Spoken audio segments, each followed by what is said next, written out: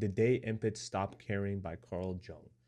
To understand why empaths stop caring, you have to understand what pushed them to that point. Because most empaths do not become cold overnight. They do not wake up one day and suddenly stop feeling. They do not just decide, I just don't care anymore. No. Most of the time, they cared too much for too long. They gave too much. They forgave too much. They understood people who never tried to understand them back. And after years of carrying everyone else's pain, something inside them finally says, enough. An empath is usually the person who feels everything.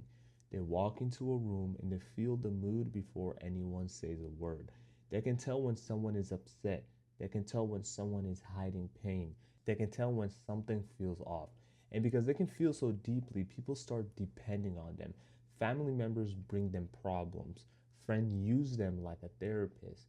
Partners expect them to fix every emotion, every mood, and every breakdown. At first, the empath thinks this is love. They think this is just who I am. I help people, I understand people, I care. But slowly, helping turns into being used. Listening turns into being drained. Loving turns into losing yourself. And the sad part is, most empaths do not complain. They keep showing up, they keep answering, they keep forgiving.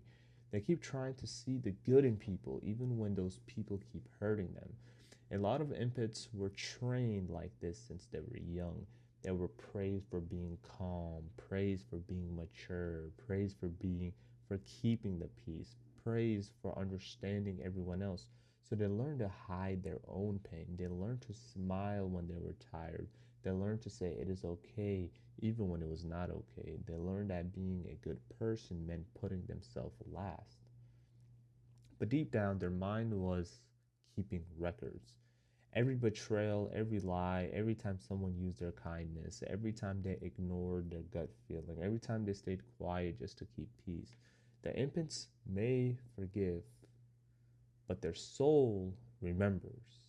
And this is where the breaking point begins. The breaking point usually does not come from one small argument, it comes from a deep betrayal, someone they loved, someone they protected, someone they defended, someone they kept giving chances to. And then one day, the truth comes out. Maybe it is a partner cheating, maybe it's a friend lying, maybe it is a family member talking badly behind their back.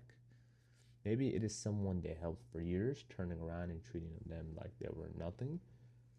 But what hurts the empath the most is not only what the person did, what hurts the most is realizing they knew.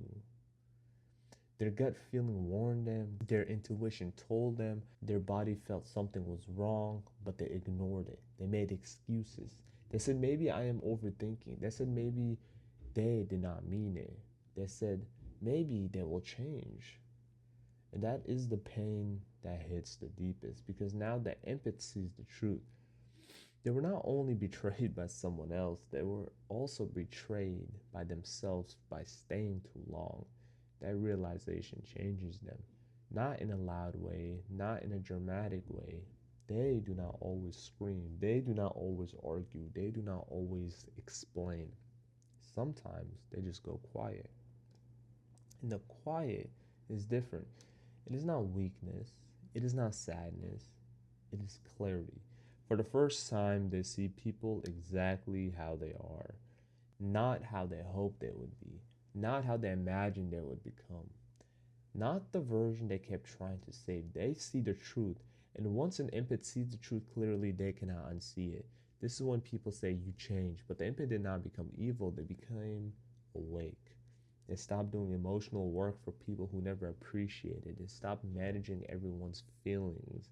They stopped explaining why they were hurt to people who already knew what they were doing.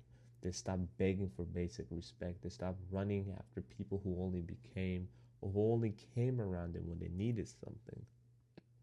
And that is when everyone around them starts to panic. Because the empaths used to be easy to reach, easy to guilt, easy to control, easy to pull back in. But now the old tricks do not work anymore. The crimes does not work. The guilt trips do not work. The fake apologies do not work. The sudden emergencies do not work. The victim act does not work. The infant just watches quietly, calmly, and for the first time, they do not feel responsible for fixing it. This is the part people misunderstand. The infant did not stop caring because he became heartless. They stopped caring because caring was destroying them. They stopped caring about saving people who did not want to change. They stopped caring about being liked by people who never truly valued them. They stopped caring about keeping peace in places where they had to suffer in silence. They realized something important. You cannot keep setting yourself on fire just to keep other people warm. This is not love. This is self destruction. And once they understand that, everything changes. They start setting boundaries. They do not answer every text right away. They do not pick up every phone call. They do not say yes when their heart is saying no. They do not explain every decision. They do not argue with people who only want to misunderstand them. They do not keep giving access to people who keep disrespecting their peace. And to some people, this looks cold. To some people, this looks selfish. But in reality, it's self respect. The infant is finally becoming themselves the same care they gave everyone else. In families, this change can be shocking. The person who used to fix every fight stops getting involved. The person who used to host everything stops forcing themselves to show up. The person who used to absorb everyone's anger starts walking away. And the family members say, "What happened to you?" They may say, "You are different now." They may say, "You think you're better than us?" But the truth is simple. The empath is tired, tired of being the emotional trash can, tired of being the peacekeeper, tired of being the one who has to understand everyone while nobody tries to understand them. So now they love from a distance. They care, but they do not carry. They listen, but they do not absorb. They show respect, but they do not accept disrespect. And in friendships, the same thing happens. The empath stops being available for one sided connections. They stop being the person everyone calls only when life falls apart. They stop giving advice to people who never listen. They stop supporting people who disappear when the empath needs support back. And slowly, the fake friendships fade. At first, it may feel lonely, but then it starts to feel peaceful because not everyone who leaves is a loss. Some people leaving is protection. Some people leaving is freedom. Some people leaving is God showing you who was only there to take from you. In romantic relationships, their transformations is even deeper. The empath stops begging to be loved correctly. They stop explaining the same pain over and over. They stop accepting disrespect just because they see someone's potential. They stop confusing attachment with love. They stop thinking, if I love them harder, maybe they will change, because now they understand. Love is not supposed to make you abandon yourself. Love is not supposed to make you feel small. Love is not supposed to make you question your worth every day. A real relationship should bring peace, not constant confusion. So when the empath wakes up, the relationship either grows or dies or ends. Some partners realize they were taking advantage. They step up, listen, change. They meet the empath with respect. While other partners cannot handle the new version of the empath, they miss the old version, the one who forgave everything, the one who stayed no matter what, the one who carried the whole relationship alone. And when they cannot leave, or when they cannot control the empath anymore, they leave. But this time, the empath is not chased. They let them go because they finally understand that losing someone who keeps hurting you is really not a loss. It is a release. This is when the empath becomes powerful. Not powerful in a cruel way, not powerful because they want revenge, powerful because they finally know themselves. They can still feel deeply, they can still love deeply, they can still understand people, but now they choose who gets access to that side of them that is different. Before, the empathy controls them, now they control their empathy. Before, they fix everyone's pain and made it their joy or made it their job to fix it. Now they can feel someone's pain and still say, that is not mine to carry. That is maturity, healing, and strength. And the crazy part is, once an empath reaches this stage, they become hard to manipulate. They can sense fake energy faster. They can notice when someone is love bombing them. They can tell when someone is trying to guilt trick them. They can feel when words do not match actions. They can see patterns they used to ignore, but they do not always call it out. They do not always fight. They simply step back. That is what makes them dangerous to toxic people. Not because they attack, but because they no longer react. A manipulator needs a reaction. They need guilt, fear, and confusion. They need that impetus to keep explaining, crying, proving, and chasing. But when the impetus becomes calm, the game is over. Because you cannot control someone who is no longer afraid to lose you. That is a real shift. The infant still has a heart, but they also have boundaries. They still care, but now they care wisely.